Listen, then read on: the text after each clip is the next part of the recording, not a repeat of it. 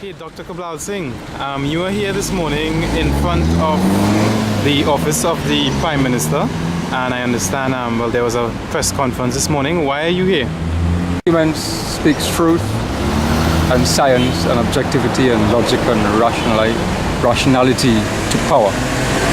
And instead of power taking this document and using it for the upliftment of the society, especially in large, complex projects where you need accountability, where you need democracy, where you need good consultation, where you need transparency, power is getting vexed with the document and they're attacking the document. For example, Edward Moody in Debe is propagandizing this document and saying that the government has given them the green light to go ahead, NIDCO. Minister Emmanuel George has lied about the document, saying that he has a green light to go ahead when the document states the very opposite. The document gives a red light on this project. It says the viability of this project has not yet been determined. And if you want to establish viability, you have to do a number of requisite studies. If you have done those and you establish viability, only then may you go ahead.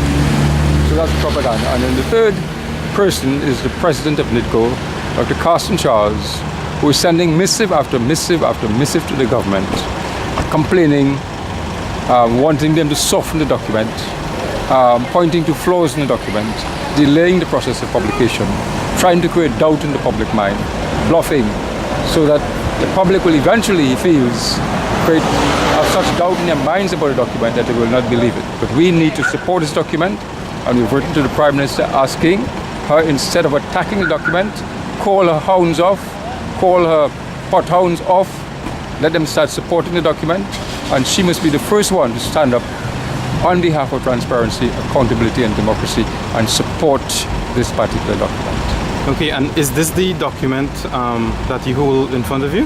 This is the final document. One of the propaganda that they're spreading is this is not the final document.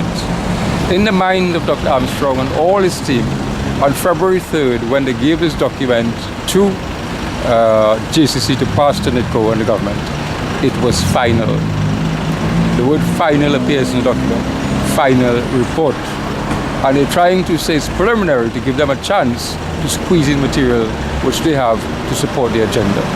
And is this copy that you have here, was this given to you by... This was given to us by the GCC, by Afro Raymond, 2 weeks, I think, after the government received their document.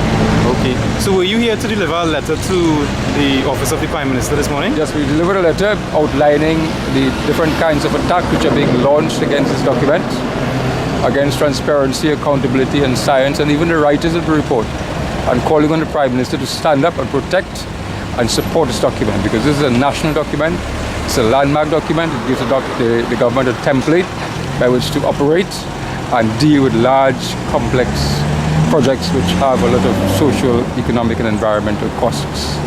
And the Prime Minister should stand up, we think, we advise, and protect this document and make a decision soon on how she intends to treat with it. So what is the next step now for the Highway Road movement? Well, we need to make sure that the JCC publishes the document. They're holding back because of Dr. Charles. You can't be holding up this national public document because of Dr. Charles. If you say they only had 60 days, then why are you prolonging the process now? It's been almost a month. So the next step of the Highway Road movement is to educate and to go around Trinidad and Tobago, starting in Port of Spain, telling the people what's in this report through a series of public forums. So are you saying that there's an attempt by Dr. Charles to usurp or to tamper with this final document? There's an attempt by the three persons I just mentioned, Dr. Charles, the Minister of Works, and Minister Moody, to attack in the most virulent way this document, because they're misinforming people about its contents and they're trying to change what it says in order to create doubt and mischief in the public mind. Okay, thank you very much, Dr. Welcome, sir.